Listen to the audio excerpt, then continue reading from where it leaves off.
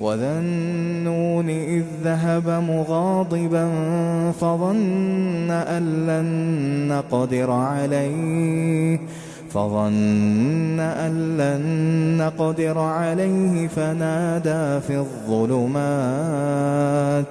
فنادى في الظلمات أن لا إله إلا أنت سبحانك إني كنت من الظالمين فاستجبنا له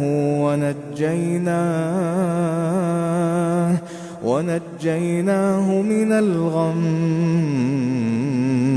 وكذلك ننجي